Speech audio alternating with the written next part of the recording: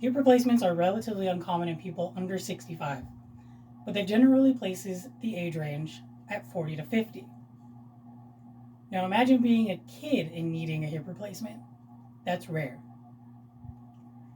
I'm Ryzen Williams and I received a double hip replacement when I was 25. I'll be taking you through the events that took place during one of the most life-altering experiences of my life. That will include the decision process, the surgery, and the recovery. Being a young person with a crippling disability is tough. Not a lot of people know what I go through unless I tell them.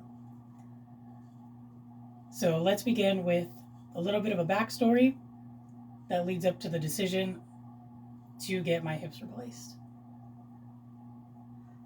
I was diagnosed with osteonecrosis, which means the bones in my hips died due to rheumatoid arthritis and the treatments to slow it down. By the time I was 15, I was a perfect candidate for a double hip replacement. However, at that time, they wanted to put it off because I wasn't done growing yet.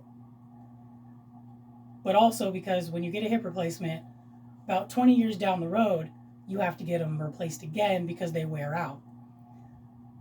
So I went on with my life. Fast forward 10 years. My pain had increased and my mobility had decreased. That's how we knew it was time. I made an appointment with my orthopedic surgeon. We sat down, we talked about it, we weighed the pros and the cons. And at that moment, I made the easiest decision of my life.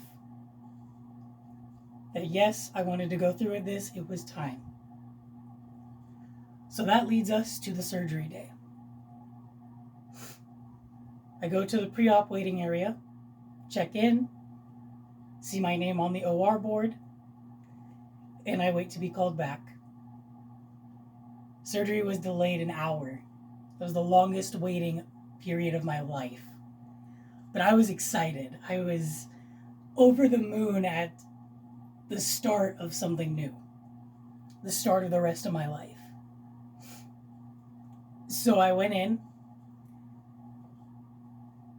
They prepped me, transferred me.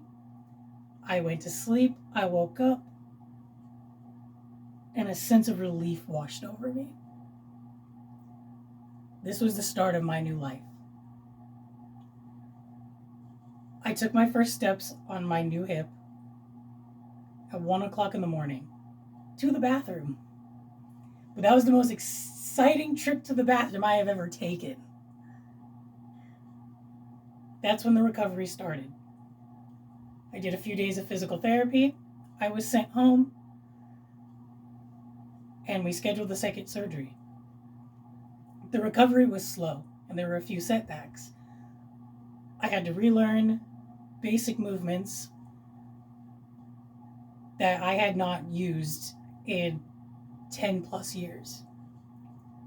But I'm grateful for the solid support that I had, for people that surrounded me that helped me get up figuratively and literally to get around, go to appointments, pick up groceries for me. And this process inspired me to work on myself, to prioritize my well-being and my physical self, because it's important to prioritize rest in order to function at your best. As I took one fitness-banded step at a time through recovery, the obstacle courses of physical therapy, I was reminded of how far I had come from where I was 10 years ago on this journey. To end this, I will conclude that my age played a role in my treatment, because I had youth on my side in my recovery. We recover statistically faster. To lengthen the life of my new joints, I will continue with my physical therapy. And chronic illness has no age limit.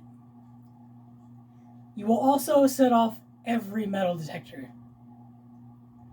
Thank you.